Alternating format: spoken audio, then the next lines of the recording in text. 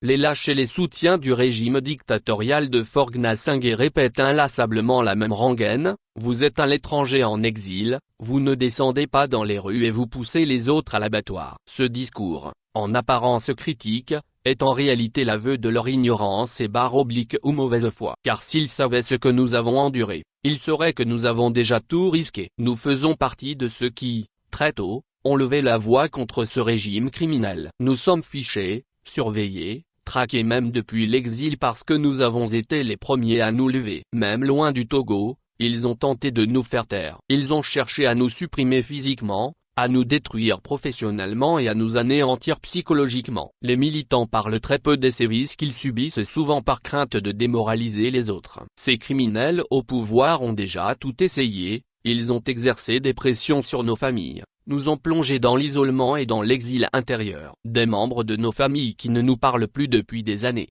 aux amis qui ont tourné le dos par peur, seuls nous militants connaissons le prix de notre engagement.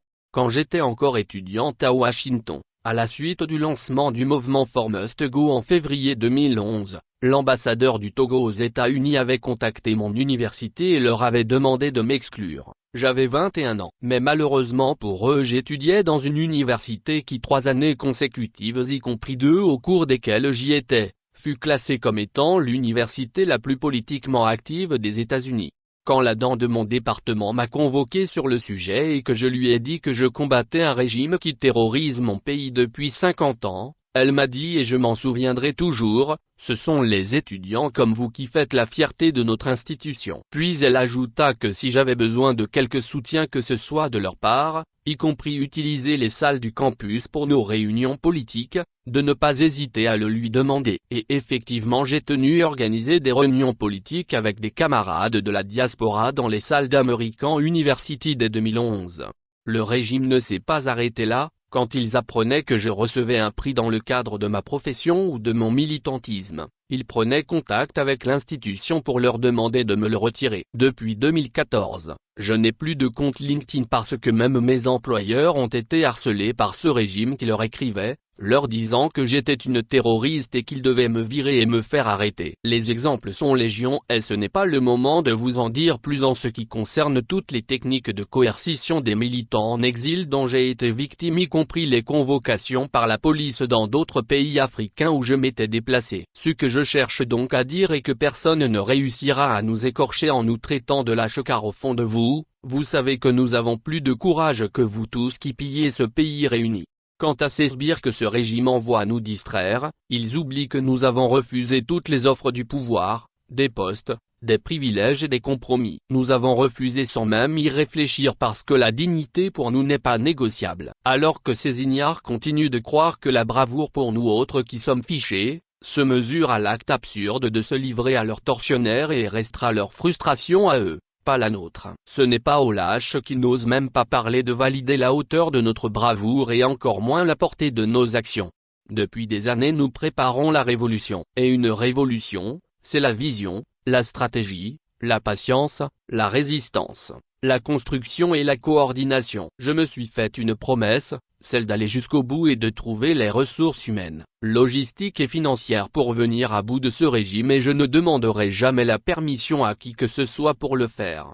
Certes j'ai connu le doute, l'épuisement et même perdu espoir à certains moments parce que j'ai vu un peuple brisé, résigné et désorienté. Mais l'histoire m'a appris que la liberté ne s'achète pas dans le confort et qu'on ne trahit pas une cause juste parce qu'elle devient difficile.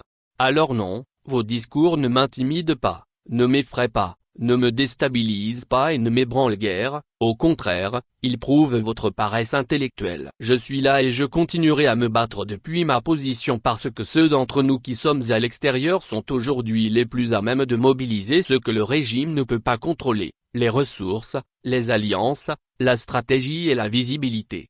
Pour finir, je vous rappelle que Simo accent aigu Nboli accent aigu var a vécu en exil avant de libérer le Venezuela, la Colombie, l'Équateur, le Pérou et la Bolivie. Que Charles de Gaulle a mené la résistance depuis Londres. Que Nelson Mandela, avant d'être emprisonné, a été contraint à l'exil et a reçu un passeport guinéen. Que Robert Mugabe a vécu en exil au Ghana avant de libérer son pays. L'exil n'est ni une faiblesse ni une fuite. C'est une position stratégique que l'histoire a toujours validée. Nous ne serons pas les premiers exilés, et nous ne serons pas les derniers. Mais nous serons parmi ceux qui auront libéré leur pays sans se faire acheter et sans se faire réduire au silence. Alors, préparez-vous. Parce que ce combat, nous irons jusqu'au bout. Et les leaders de cette résistance seront ceux que vous ne pourrez ni voir, ni intimider, ni corrompre, et c'est justement cela qui vous effraie. Nous allons faire tomber ce régime. Ceci est une certitude et il n'y a absolument rien que vous puissiez faire pour l'empêcher. Dièse Foremus Togo dièse Fray et Togo dièse Togo debout. Farida Bambana Bourema citoyenne africaine désabusée.